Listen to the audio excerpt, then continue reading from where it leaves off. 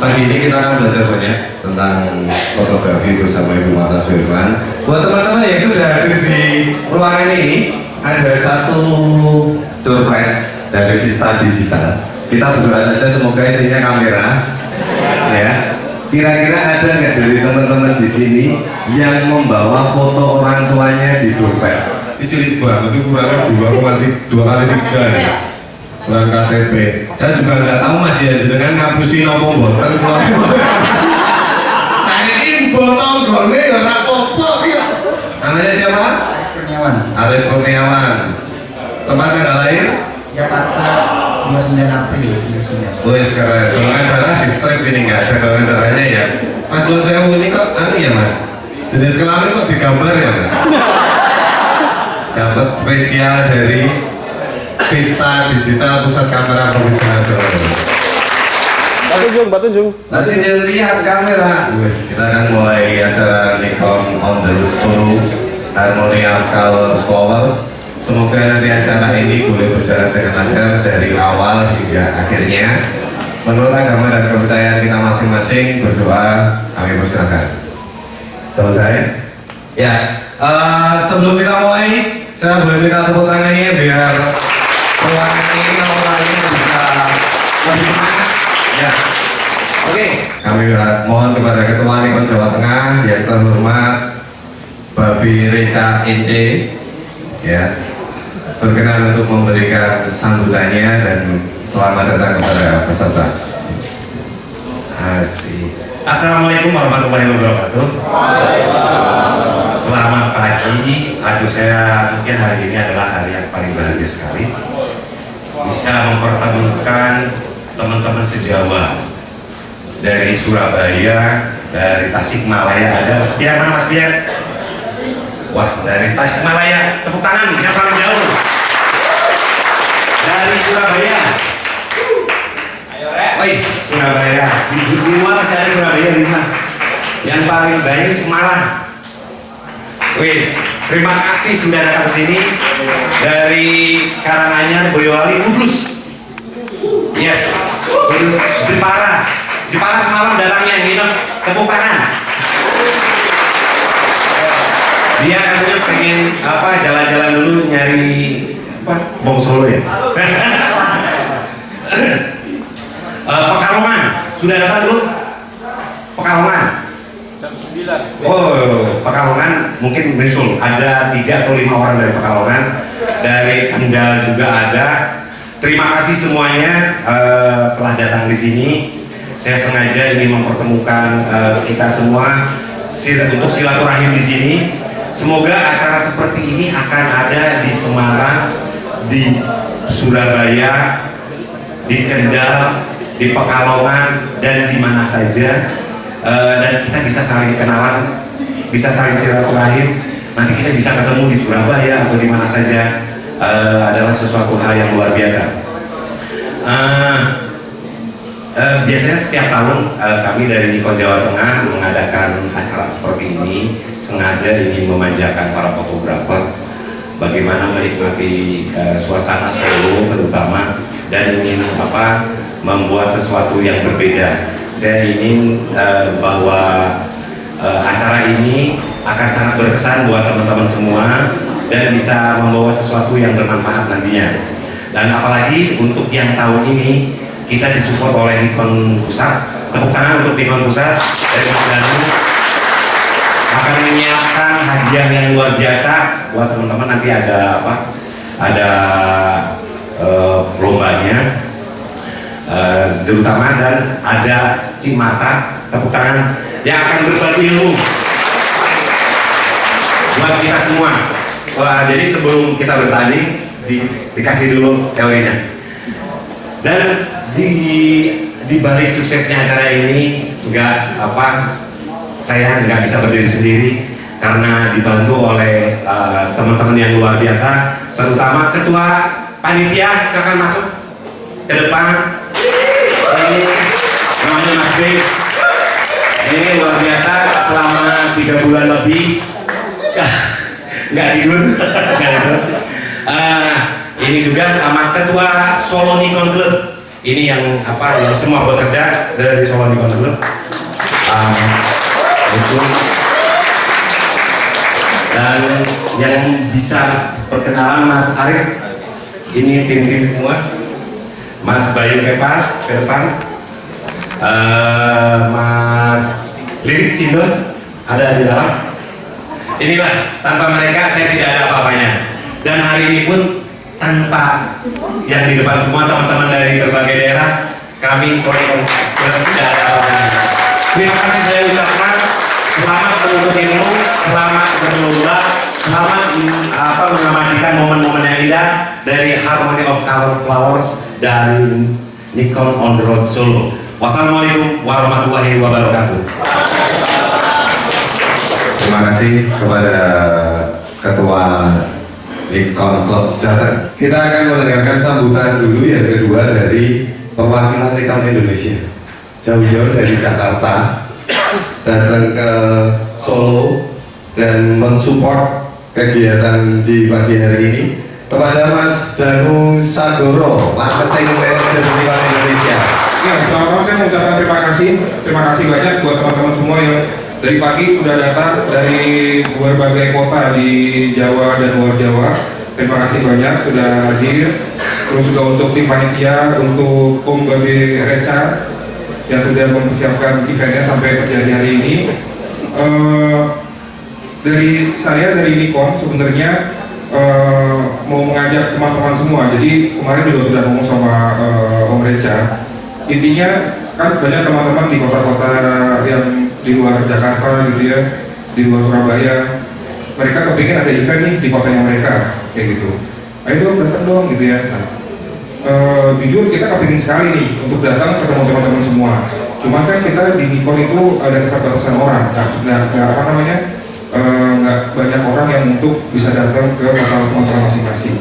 Nah, seperti event hari ini, saya mau cerita sedikit. Jadi Om Babi Reca ini sudah membentuk panitianya sendiri, gitu ya. Membentuk panitia, membentuk apa istilahnya, udah bikin rundown acaranya segala macam. Nah, baru mereka kontak kita, gitu. Mereka Om Reca kontak saya, Om ini bisa nggak support kayak gini? Pasti bisa, gitu ya. Nah, Nikon Club sendiri yang sangat aktif ada dua, ada di Nikon Club Jawa Timur, ada Jawa Tengah yang punyanya Om Reca. Nah, itu sebetulnya cuma kumpul-kumpul aja, jadi teman-teman kumpul misalkan dari mana aja deh, dari Probolinggo kayak dari mana gitu ya, kumpul-kumpul kepingin bikin acara itu boleh, tapi teman-teman harus bantu kita juga nih, maksudnya ada tim panitianya di kota tersebut. Jadi kita datang akan support, kita bawa pembicara, kalau ada lombanya kita siapin hadiahnya segala macam. Jadi kita kerjasama antara teman-teman dari komunitas dan Nikon Indonesia kayak gitu. Jadi teman-teman yang di kota-kotanya tadi katanya, ayo dong bikin acara, itu bisa banget, tapi teman-teman harus bantu kita juga nih, ceritanya gitu ya. Jadi bantu kita untuk menjalankan acaranya. Nah, selain itu saya juga mau share sedikit tentang kegiatan kita di Jakarta. Jadi tanggal 19 lalu kita ada launching produk baru, namanya Z50. Ada yang udah pernah dengar? Z50? Udah pasti udah dengar ya. Nah, kita launching Z50. Lalu itu kita ada expo gitu ya, kita bilangnya Nikon Experience Week 19 sampai 24. Nah, untuk teman-teman yang pengen tahu kayak gimana sih acaranya, kita bisa lihat videonya sebentar.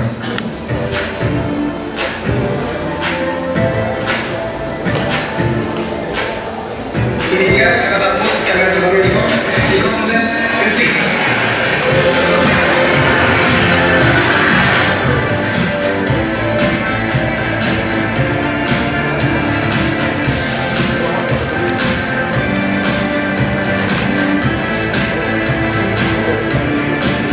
Jadi kalau sebelumnya kita punya Z6-7 yang full frame, yang dia high end-nya gitu ya, yang profesionalnya. Nah sekarang kita udah punya nih yang seri semi pro-nya. Memang bukan yang entry level, bukan yang paling murah, tapi dia memang posisinya di tengah-tengah, di semi pro lah istilahnya. Hari ini saya dan si Marta bawa kameranya, nanti setelah acara kalau teman-teman pengen coba-cobain itu boleh. Nah untuk kameranya sendiri, speknya kayak gimana, kita bisa lihat video selanjutnya.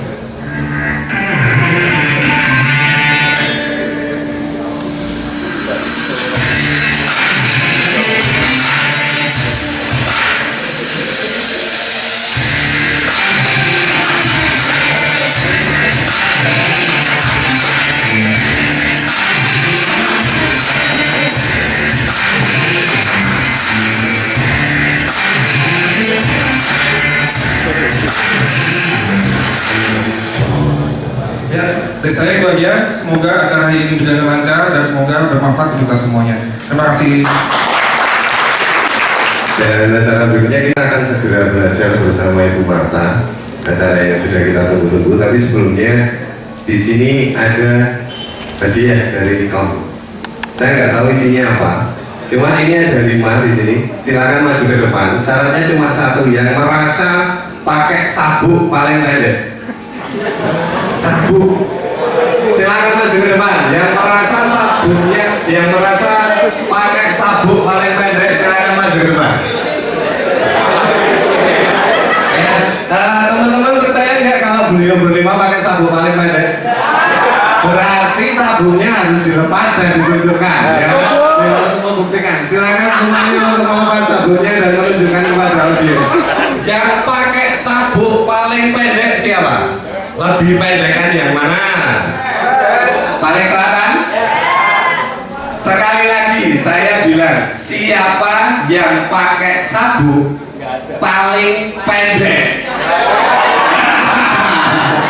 Yang pakai sabuk paling pendek. Yang pakai sabuk paling pendek, bukan yang paling tinggi. Silakan, matur nuwun, sudah berani maju ke depan. Dan saya nggak tahu, matur nuwun sangat sakit. Marta Suherman, seorang ibu dan profesional fotografer dengan spesialisasi potret fotografi untuk kebutuhan korporat dan komersial, dan selama lebih dari 19 tahun menjadi loyal user kamera Nikon. Ya. Di tahun 2009, saya ulangi, Kids and Family Photography Service yang saat ini dikenal sebagai Tini Miracle Photography. Marta Suherman juga International Award Winning Photographer, Speaker, Juri, dan Mentor skala nasional dan internasional. Tanpa panjang lebar, bareng-bareng kita akan belajar. Kita sambut dengan tepuk tangan yang meriah Ibu Marta Suherman. Kita bikin video bareng nggak vlog?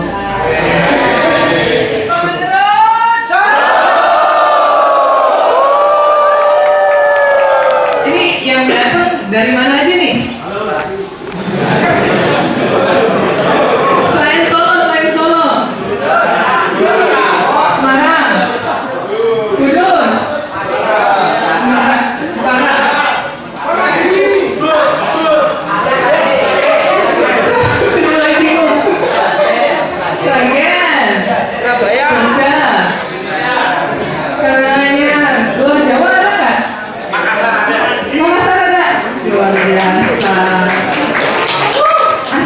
Semarang, Kudus, terima kasih banget buat panitia Nikon Cup Jawa Tengah buat memberi kesempatan buat saya hari ini hadir untuk berbagi.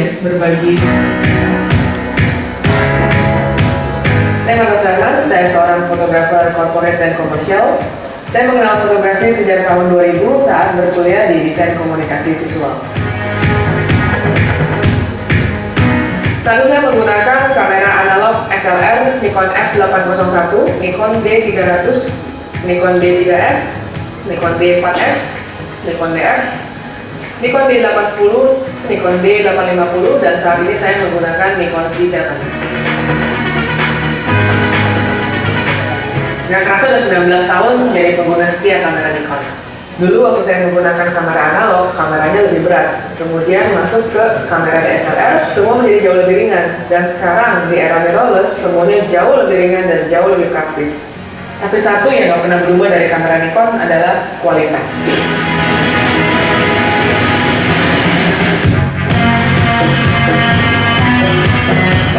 Saya pernah mencari kamera berbodi kecil dan ringan, tapi kebanyakan kualitasnya tidak sesuai dengan yang saya inginkan. Jadi waktu Nikon mirrorless D7 launching, itu bagaikan kamera impian saya yang jadi kenyataan. Soalnya kualitas dari micro Nikon itu emang nggak ada lawannya.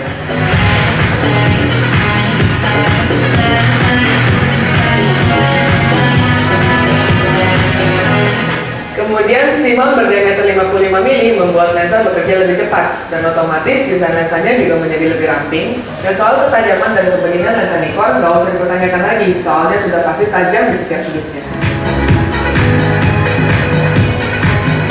Walaupun berbodi ramping, Nikon D667 memiliki grip yang nyaman dan juga kokoh di tangan. Desainnya sangat dipertimbangkan dengan baik. Saya ini fotografer yang memiliki kebiasaan memotret melalui viewfinder. Electronic viewfindernya Nikon D667 itu keren banget, bisa dibilang kamera dengan electronic viewfinder terbaik saat ini.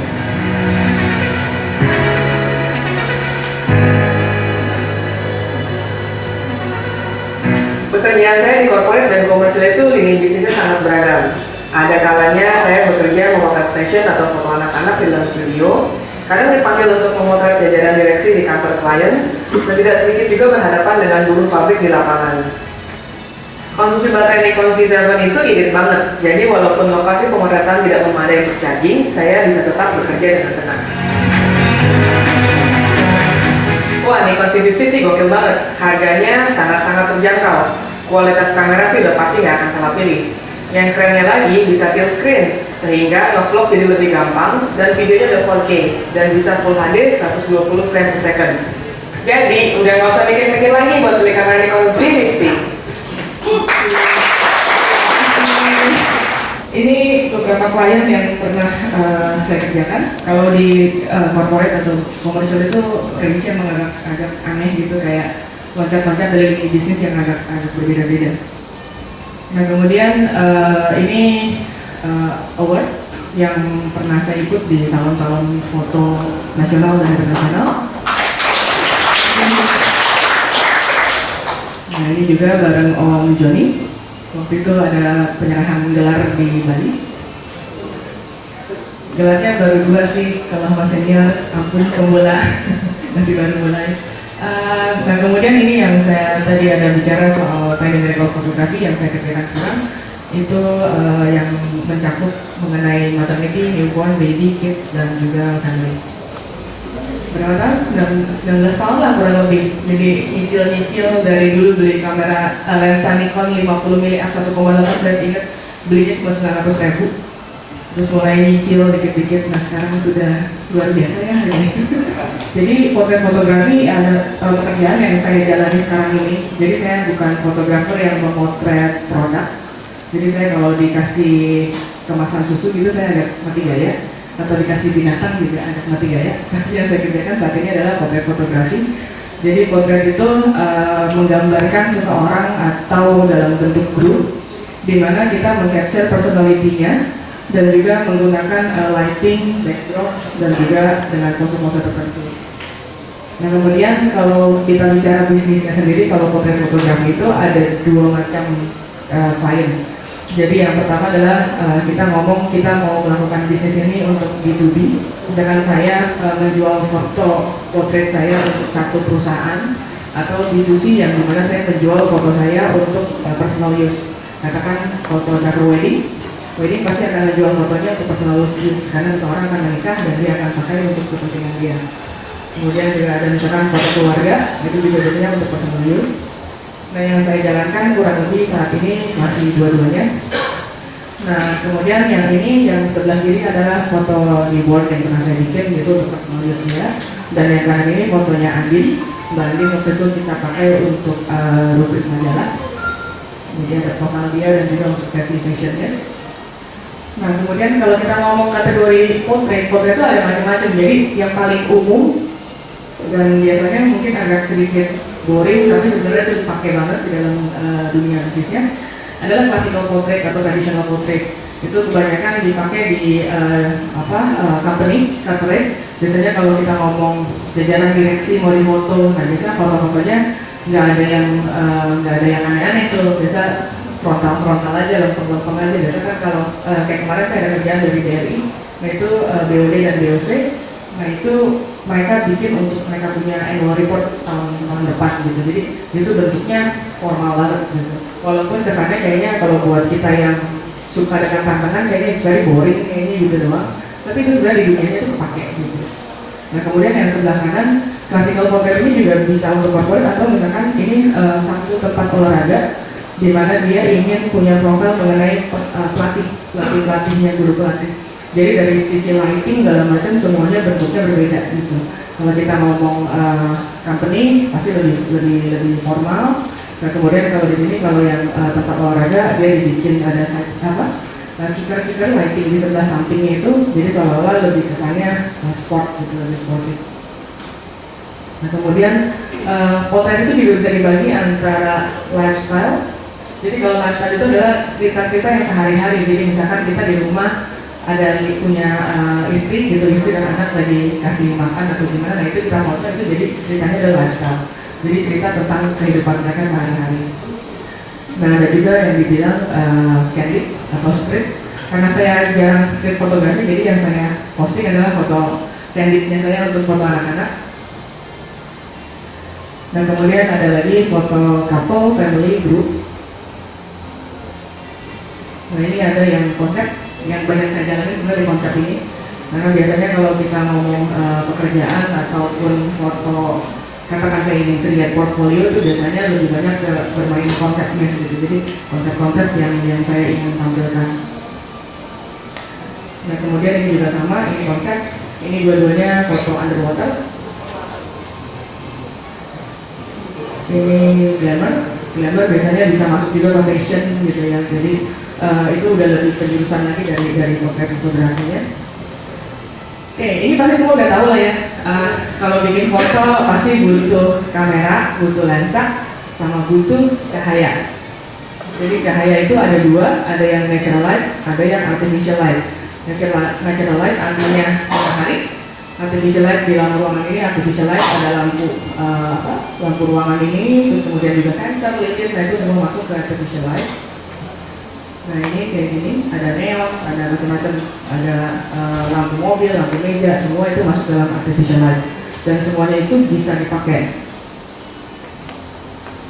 Nah kalau kita ngomong studio lighting, ini karena kebetulan yang saya pakai, yang merek ini brown color. Ini untuk studio lighting, dan kalau studio lighting ada lagi yang continuous, jadi nyala terus. Kalau ini kan sifatnya strobe, jadi cuma flashing cahaya, satu lagi strobe. Nah kemudian ini yang biasanya banyak dipakai, dan ini paling untuk baru mulai belajar lighting, dulu saya juga belajarnya mulai dari street light. Jadi street light saya maksimalin dulu, saya beli aksesoris seperti ini, saya bawa ada kayak softbox kayak ini yang biasanya saya pasang di street lightnya.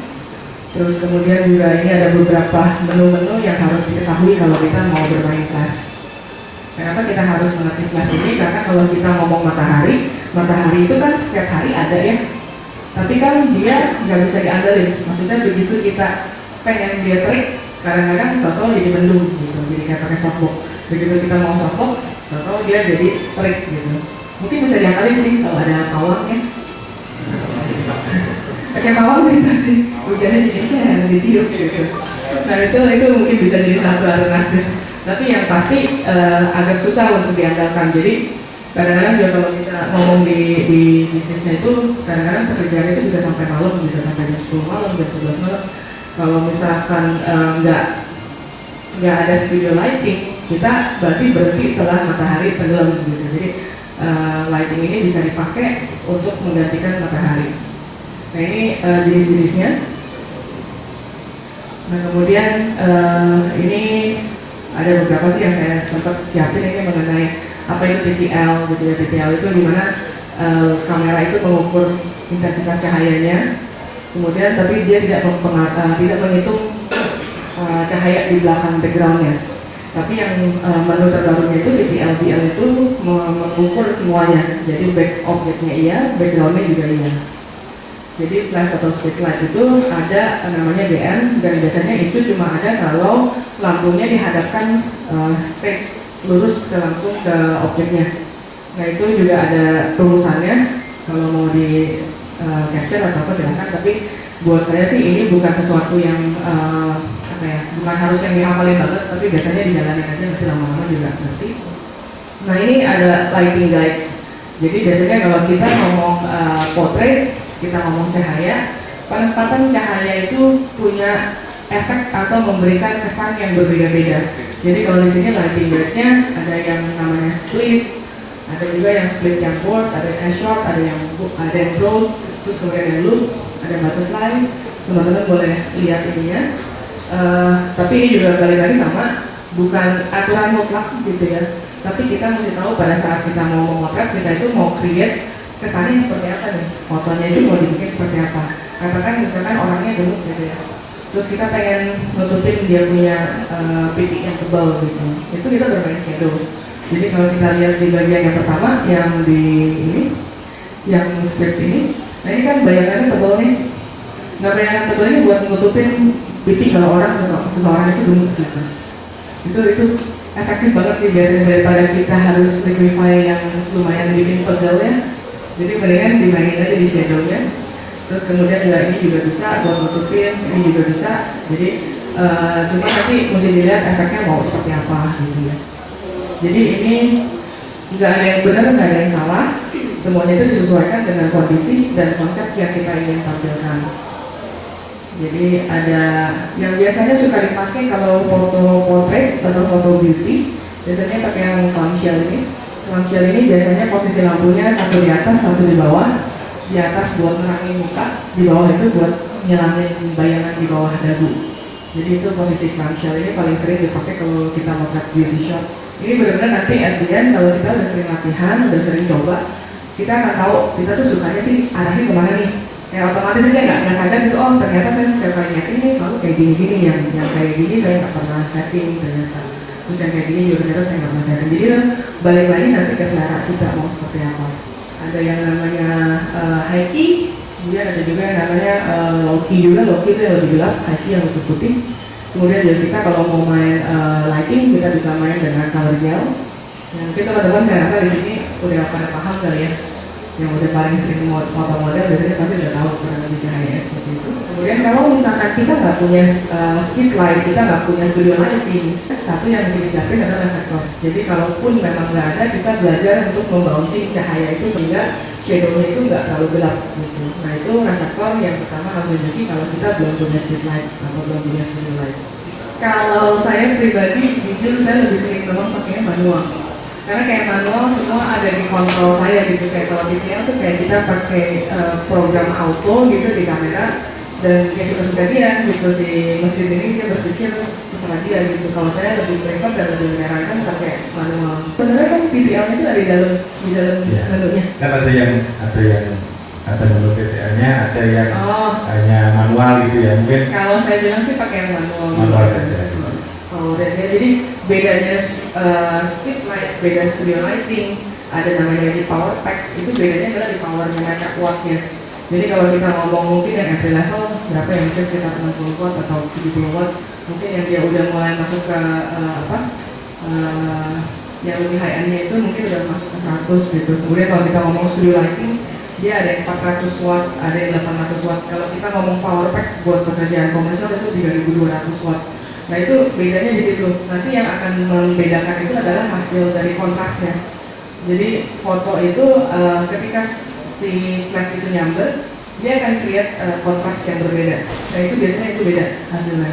Jadi kalau powernya kita agak rendah sama powernya yang lebih tinggi, yang lebih tinggi biasanya akan lebih kontrasnya lebih tinggi juga. Nah ini satu buah foto itu ada beberapa lighting. Jadi kalau kita ngomong lighting, biasanya pertama kali saya akan buat, yang pertama kali akan saya susun adalah key light-nya. Jadi cahaya utama yang harus saya tentukan, saya mau taruh cahaya utamanya di mana. Apakah saya mau taruh di depan kanan, apakah saya mau taruh di depan kiri, atau saya mau taruh straight di depan modelnya, itu terserah. Tapi kalau saya pribadi, saya lebih suka di kanan atau di kiri. Biasa saya melihat angle. Jadi orang itu kalau kita ngomong foto portrait, apalagi kalau selebriti, mereka tahu angle mereka itu dari kanan atau dari kiri. Itu penting karena biasanya mereka apalagi kalau mereka fotonya di publish gitu ya, di media-media di mana, mereka pasti mau tampaknya cantik gitu ya, pasti mau dengan best angle dia. Jadi kita tuh harus tahu best angle dia di mana. Kalau best angle dia di kanan, ya berarti kan saya harus kasih ya kanannya terus, matinya berarti harus dari sisi yang lain gitu. Nah kemudian yang kedua adalah fill light, karena ketika kita pasang key light itu akan menciptakan shadow. Kalau saya pasang di sebelah kanan, shadownya akan turun di sebelah kiri. Nah berarti otomatis saya harus nge-fill di sebelah kiri saya ini untuk mengurangi shadownya. Key light itu yang paling besar powernya. Jadi kalau kita main lighting, jangan berpikir semuanya itu sama terang. Jadi kalau yang ini powernya 1, mungkin yang ini powernya setengah. Mungkin yang belakang lagi ada powernya seperempat gitu. Jadi itu lighting harus dipelajari dan biasanya memang harus melalui proses latihan. Nah kemudian ada namanya hairlight. Hairlight itu untuk di rambut, apalagi kalau orang Indonesia itu biasanya rambutnya hitam. Kalau pakai backgroundnya gelap, biasanya rambutnya akan ngeblend in sama backgroundnya. Jadi kita butuh satu lagi buat kasih lighting. Ada lagi namanya background light. Background light itu dimana kita mencahayai si backgroundnya. Kalau hari ini kan ada hunting ya di depannya. Jadi di depan boleh modelnya dibikin begini.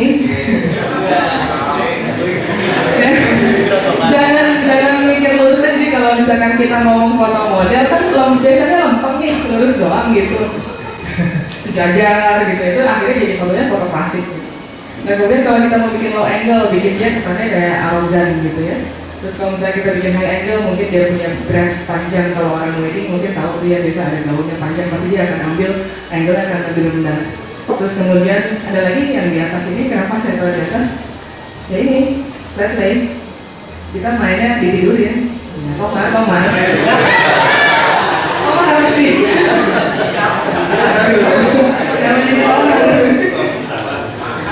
Ini dulu fotonya saya ambil, memang dulu ada acara MNC Channel. Dia temanya apa nggak saya lupa. Seksi casual. Karena tayangnya di TV nggak boleh terlalu vulgar, jadi harus cuma seksi aja. Jadi seksi casual. Ini memang dibikinnya di satu hotel. Ya intinya gitu, kayak dia lagi di ranjang, bangun tidur, minum kopi. Jadi ada ceritanya itu, dari kopi, terus kemudian dia pergi ke spa, dia mulai mandinya juga ada sih, tapi cuma bokeh-bokeh gitu. Itu fotografernya cewek ya, jadi ya begitu. Jadi yang harus disampaikan adalah angle-nya. Jadi jangan berpikir kalau model itu harus cuma berdiri tegak, gitu duduk, gitu. Karena kita bisa juga kalau dia di ranjang, kalau dia mungkin ada ranjang bunga mungkin di depan, siapa tahu panitia ada ranjang ini, ya mungkin bisa kayak gitu. Jadi angle-angle itu kita exploring, jangan selalu semuanya itu eye level. Eye level itu very boring. Jadi kadang-kadang kalau kita ngeliat nih foto, wah ini foto eye level ya, karena setiap hari kita ngeliat foto yang sama. Kita setiap hari melihat itu kan tinggi manusia kan kurang lebih sama ya, segitu. Yang kita lihat angle-nya kurang lebih sama gitu. Coba kita lihat angle dari angle tikus gitu di bawahnya, melihat ke atas. Oh ya ternyata ada angle kayak gini gitu ya. Terus kemudian kita lihat dari atas. Kalau kayak lihat, kalau teman-teman yang suka foto landscape kan pasti tahu tuh ya foto drone. Banyak yang menang. Kenapa? Karena angle itu jarang ada orang yang nampilin angle-angle yang aneh kayak gitu. Dan itu exploring. Jadi kita harus exploring apapun di explore. Jangan gampang jangan gampang putus asa gitu. Bosan kayak gini doang. Modelnya gini doang, kalau bisa ngapa-ngapain juga gitu doang, taruh foto udah selesai gitu. Nah kita yang harus create, kita create angle-nya itu mau dari mana, ambil sesuatu jadikan foreground, kita ngintip dari bagian mana, ya kadang kelihatannya kayak orang aneh sih ya. Saya kadang-kadang juga kalau suami saya ngeliat saya motor kayak, lu ngapain sih? Itu ya, memang seperti itu, karena kita exploring, itu proses dari exploringnya kita. Nah kemudian ini, yang tadi saya ngomong soal make up, kreatif make up. Jadi kadang-kadang kita harus explore dengan sesuatu make up atau wardrobe yang agak aneh gitu. Tapi kita harus tahu juga, jangan istilahnya kayak kita foto sesuatu tapi jadinya tuh aneh gitu, norak ya. Jadi kita juga harus punya reference. Kita mau create konsep seperti apa, kita harus tahu kita mau expose-nya itu di make up-nya dia, apakah di wardrobe-nya dia, apakah mungkin kalau misalkan foto aksesoris, foto anting, kalung gitu ya, apakah dia punya kalung atau aksesoris yang kita mau tampilkan. Jadi kita harus tahu apa yang mau ditampilkan, jangan semuanya overlap. Kalau memang kita mau konsentrate di make up, konsentrate di make up. Kalau kita mau konsentrate di aksesoris dia, foto di aksesorisnya. Make up apa, persiapannya pun konsentrasi ke make up-nya, ke aksesoris. Nah ini jangan takut sama shadow. Jadi kalau kita ngomong foto-foto kreatif itu kita harus tahu kalau shadow itu malah yang bikin sesuatu itu menarik gitu, sesuatu itu berdimensi. Jadi kalau kita ngeliat ada cahaya nih kelihatan, buru-buru lari sampai cahayanya itu nggak kelihatan. Jadi kita foto. Ini juga waktu itu kejadiannya saya foto sama Hendra di foto studio. Sejujurnya ini memang kayaknya modelnya lebih suka di Tomar sih. Jadi dia tuh kalau foto yang sopan gini kayaknya nggak ada auranya. Jadi saya bingung ya, motornya ngapain ini orang kayak bosen gitu. Jadi akhirnya begitu ada cahaya gitu muncul, ya udah akhirnya saya taruhnya di situ. Karena ini apa ya, create komposisi yang nggak ada, dan ini mungkin nggak bisa diulang lagi gitu. Maksudnya next day-nya mungkin akan berbeda juga cahayanya gitu. Jadi belum tentu bisa diulang lagi. Jadi setiap kali kita melihat cahaya yang bagus, cahaya yang datang nyamping, kita lihat ada bayangan di lantai atau apa, nah kita harus mikir gitu, kita mau taruh model ini di belah mana nih, di slip-slipnya di mana nih. Biasanya muka akan selalu kena cahaya, dan sisa lain tuh ada shadow-shadow yang mungkin jadi aksen-aksen tertentu. Nah kemudian ini juga sama shadow, jadi shadow itu bukan cuma yang nempel di badan. Kalau misalkan kayak ini stage fotografi, dia ketika di foto ada bayangan di belakangnya. Ini sih memang dia ada shadow dance kayak gitu, jadi di belakang itu ada orang yang narik lagi beda. Ada di sini dikasih cahaya, belakangnya akan ada bayangan. Tapi ketika belakangnya bayangan dan ini berbeda semua, itu jadi sesuatu yang kayak apa nih? Nah yang unik itu yang justru yang paling dicari orang-orang itu kan bosen melihat foto-foto yang foto-foto yang normal gitu, foto-foto yang gitu-gitu aja, it's boring. Jadi kita harus think create apa dari permainan shadow, dari penariknya gitu. Multiple exposure yang sebelah kiri adalah foto yang digabung dengan foto lain di dalam kamera. Nah ini juga mungkin ntar bisa dicoba pada saat pemotretan, mungkin kalau mau yang coba bikin apa itu multiple exposure, apa ya, overlap ya kalau nggak di kamera ya. Jadi di kamera itu udah ada menunya, di kamera itu udah ada menunya, ada menu ini biasa update-nya siluetnya dulu, habis itu ambil motif, habis itu tinggal ditempel di dalam kamera.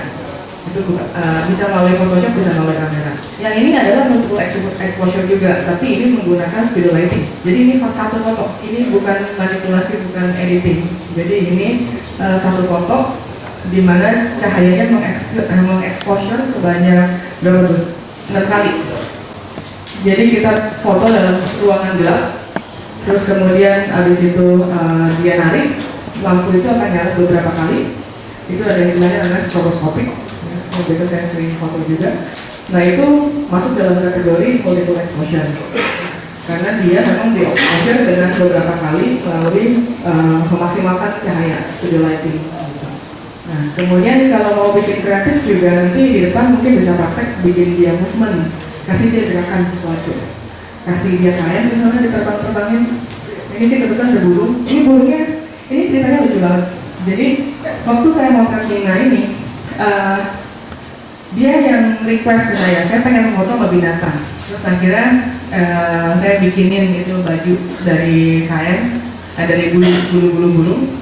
Dan kemudian saya ada sewa burung ini. Dan untuk mendapatkan sayapnya mekar kayak gitu, dia harus turun naikin tangannya. Efeknya tahu nggak apa? Burung ini kan berasa gak nyaman ya. Dia akan semakin mencekam di tangan gitu. Jadi tangan dia itu kena kuku-kukunya itu. Jadi dia benar-benar kayak sambil foto, saya masih tahan. Tapi habis itu kayak ada bolong-bolong dikit bekas dari kuku si burung ini. Tapi ya dia yang mau. Jadi ketika saya bilang beneran nih, oke nih, tangan sakit nggak apa-apa. Saya mau foto saya bagus.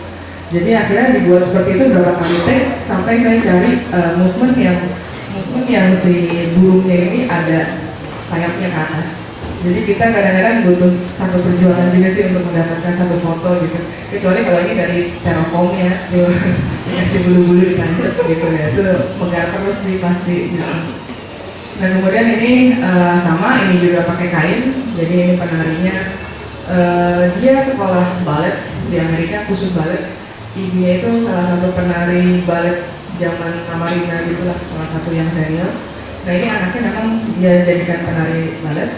Nah ini juga sama, jadi kainnya ini kita bikin, kita lempar-lempar dan nggak sekali jadi.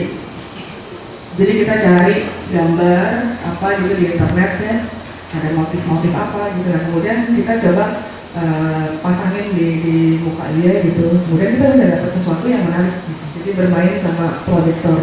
Tapi memang itu agak capek karena kayak dipanteng kena ini tuh lumayan sakit. Jadi biasanya karena setelah dia motret saya coba jadi modelnya, capek sih. Ya udah, tapi ya memang ya itu something different, something yang mungkin kelihatannya kita ngelihat oh ya ini ada cahaya biasa aja kok, cuma gitu doang proyektor, tapi ternyata bisa di-create gitu jadi sesuatu. Nah kemudian ini juga yang sebelah kiri, ini multiple exposure juga. Nah ini, kemudian kita harus exploring shutter speed. Kadang-kadang kalau udah nge-blur, nggak bisa dinikmati, waduh, bagus itu kan relatif ya. Tapi kalau jelek itu kan mutlak lah. Jadi itu harus tahu gitu. Kita harus create something, mau nge-blur nggak apa-apa, memang saya bikinnya kayak gini, tapi bisa dinikmati. Jadi nggak apa-apa. Ada teman saya juga yang dia menang banyak banget international award, mungkin ada yang tahu yang kiri, fotonya black and white, itu fotonya blur semua, pakai lens ini semuanya nge-blur. Tapi enak dilihatin kalau kan nggak bakal menang award segitu banyak gitu. Itu fotonya blur, boleh di browsing nanti di Instagram ada namanya di teman mama saya sih itu luar biasa sih fotonya. Saya dulu juga nggak pernah kepikiran kalau foto blur itu bisa menang award. Oke, nah kemudian yang saya sering lakukan adalah ini. Saya sering melakukan mix lighting. Mix lighting, jadi saya menggabungkan antara foto yang blur sebelah kiri ini, saya gabungkan dengan foto yang high speed. Hasilnya kayak gini. Jadi ini foto yang sebelah kiri, awalnya dia stay di sini dulu, terus kemudian saya kasih lampu continuous, saya suruh dia bergerak, baru bisa saya freeze. Nah, ini jawabannya kenapa foto kayak gini bisa ada blur, bisa ada tajam. Jadi yang ini speednya kalau nggak salah saya pakai sekitar 1 detik. Jadi ada hal yang berbeda antara shutter speed dengan flash duration. Jadi shutter speed itu adalah di kamera. Jadi kalau kita pakai kamera, kalau kita pencet itu ada namanya shutter speed. Ketika kita bilang 1/125, dia bukanya akan 1/125. Dan kalau kita bilang 1 detik, berarti dia akan ngebuka selama 1 detik, kemudian nutup lagi. Tapi kalau flash duration itu adalah hal yang berbeda dengan shutter speed. Flash duration adalah kilatan cahaya yang dimunculkan oleh satu lampu. Jadi misalkan saya pakai speed light ini, jadi ketika lampu ini nyala, kayak gitu ya, 1 kali kayak gitu, itu kilatan cahaya. Itu cahayanya itu sepersekian detik. Jadi setiap lampu beda-beda. Katakan ini pakai SB900, kalau saya pakai power 1/1, berarti itu sekitar 1/880 detik. Jadi dia jauh lebih cepat dari shutter speed. Jadi kalau kita pasang bukannya 1/125, si flash duration ini speednya segini, 1/800. Jadi kilatan cahaya itu jauh lebih cepat. Nah dia yang membekukan momen. Ini yang harus dipahami. Kadang-kadang orang suka bingung gitu, ini kenapa ya kok speednya bisa 5 detik, bisa 4 detik, tapi kok tajam? Itu sering banget banyak yang nanya. Itu jawabannya adalah si flash duration ini. Nah kemudian kalau di kamera ada yang namanya front curtain sama rear curtain. Nah kalau front curtain itu adalah ketika kita pasang flash, dia akan nyala di pertama kali. Jadi kalau kita pasang mau motret 2 detik, ketika saya nyalain pencet shutternya, dia akan nyala. Nah itu artinya adalah first curtain. Dan kemudian dia akan rekam sisanya ke belakang. Tapi kalau kita ngomong rear curtain atau second curtain, ketika kita pencet shutternya, dia akan ngerekam dulu, baru ketika akhir udah mau mati, dia baru akan jerat. Nah itu namanya second curtain. Kalau saya ambil dari foto balet ini, dia ketika dia melakukan aba-aba persiapan, dia akan ketajam dulu nih, jadi kena cahayanya dulu, dia kebeku, kemudian setelah itu dia narik. Nah itu cuma dapat bayangannya doang. Tapi kalau kita ambil second curtain, nah yang pertamanya ini nggak kerekam. Pertama itu cuma kayak gerakan-gerakan doang, tapi ketika dia finishing, ketika dia selesai, ini flashnya baru nyala. Nah jadi dia beku di bagian terakhir. Ini disesuaikan pada saat nanti kita motret. Jadi kita motret maunya itu dia tariannya seperti apa misalnya. Nah itu yang kita tentukan ya. Yang second sama first ini kira-kira hampir sama kayak tahapan kita harus baca di kamera. Beda. Kalau ini biasanya hitungannya buat main lighting sih, lebih ke studio lighting. Jadi kalau misalkan pertama kali kalau cuma buat kalau foto biasa nggak pakai lighting nggak akan kelihatan sih, karena dia cuma kayak memancing trigger itu di awal atau di akhir lampunya. Jadi kalau dia misalkan pakai lampu mau nyala di awal, nah itu pakai fast curtain. Jadi biasanya untuk permainan lebih kreatif. Gitu. Yang kita ambil sekarang ini biasanya kalau nggak diganti-ganti itu namanya first curtain. Jadi itu yang memang yang ada hadiah. Mulai sekarang bagi yang nanya akan dapat topi dari Nikalbo.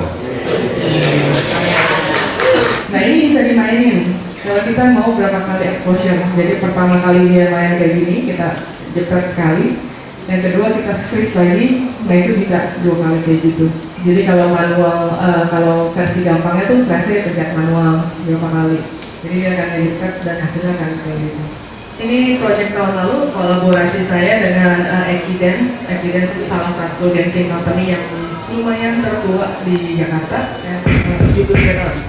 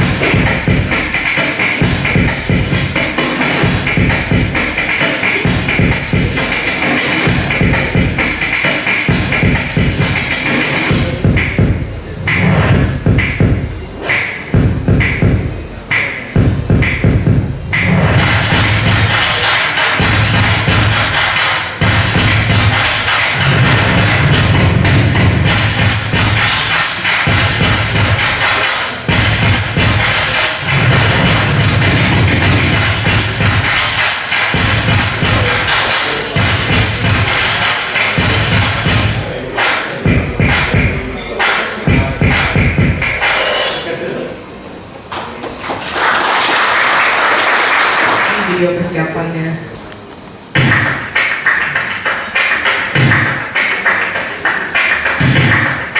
Penari-penari ini sehari 8 jam narinya.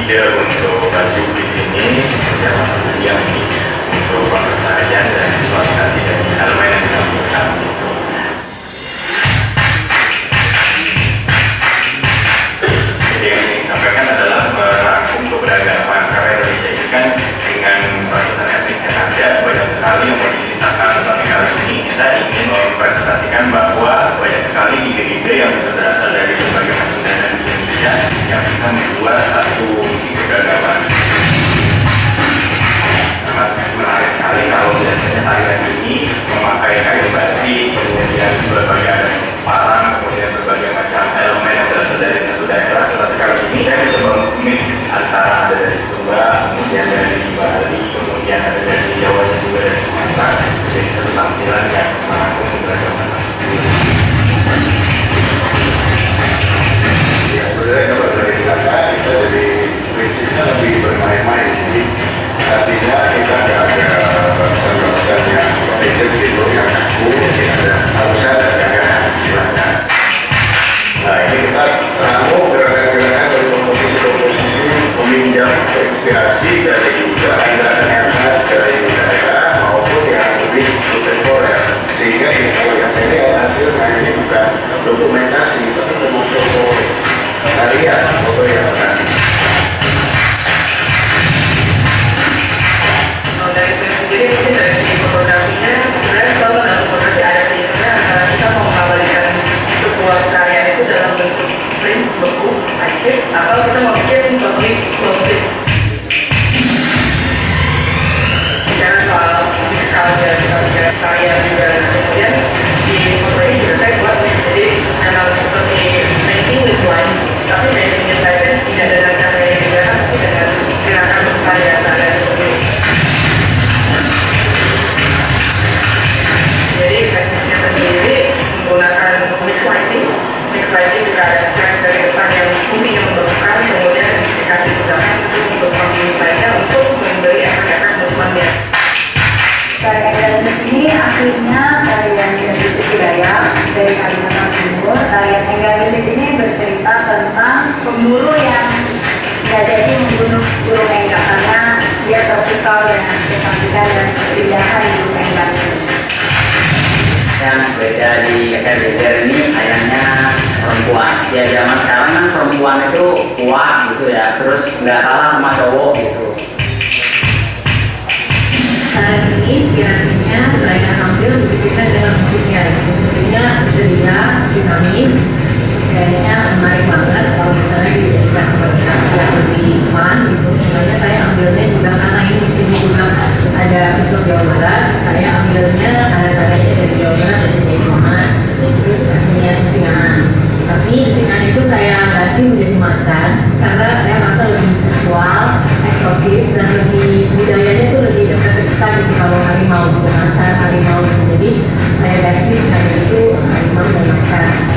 Cara mengipas sate itu memang ada gerakan yang khas dan kipasnya juga khas dari dulu sampai sekarang tidak berubah. Dari inspirasi ini kita bikin sebuah tarian yang menggabungkan berbagai unsur etnik karena sate itu di Indonesia itu ada di mana ada ayam, ada kambing dan macam-macam, dan di setiap daerah itu punya sate sendiri campuran dari unsur-unsur dari berbagai macam etnik kita masukkan di sini dan kita gabung menjadi sebuah komposisi yang baik.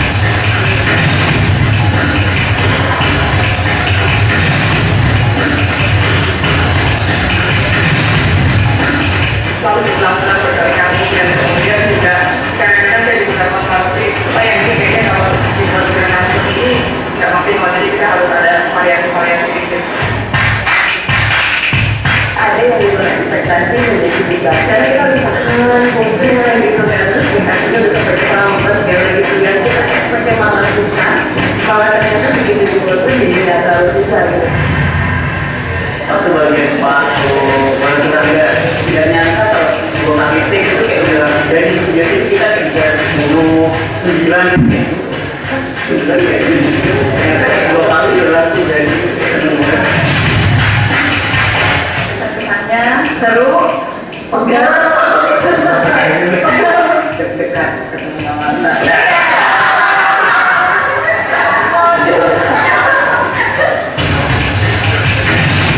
saya yang Iya, kita kenal sama-sama dari oh iya, saya juga pernah.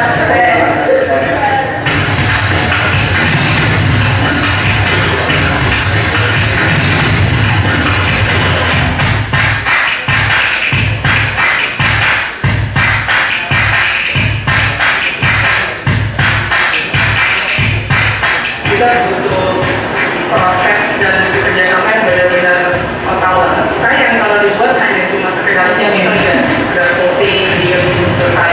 Tapi kalau ini benar-benar kita sayang yang bergerak dari awal sampai akhir. Seru. tekan masuk. Jangan lupa Like, komen, subscribe. Nah, ini kan YouTube. Jadi benar-benar komplit, bukan hanya sekedar kita motret aja kita lihat, dan hampir totally itu gelap. Jadi yang saya mau tanyakan itu pertama, untuk pengukuran fokusnya apakah kita pakai pengaturan manual atau auto, mana yang lebih bagus, kalau mantap pakai yang mana. Kemudian pengukuran kalibrasi warna itu apa sudah ditentukan duluan atau editing, easy going, atau begitu kita motret atau sudah memang terukur. Karena kemudian pengukuran masing-masing lighting itu apa sudah ditentukan jarak-jaraknya. Karena saya lihat itu menggunakan para lain banyak macam, itu kan makin banyak lampu sebenarnya makin ada yang mic-nya itu kan ada yang continuous line, itu mengukurnya gimana Pak? Itu yang perlu saya tanyakan. Terima kasih. Lagi itu sih untuk focusingnya sendiri memang pakai manual fokus, karena buat yang pemotretan saya kayak gini mostly dalam ruangan gelap, apalagi yang strobo pasti ruangannya total gelap, kecuali kalau yang mix lighting memang nanti ada satu lighting yang buat kena ke badan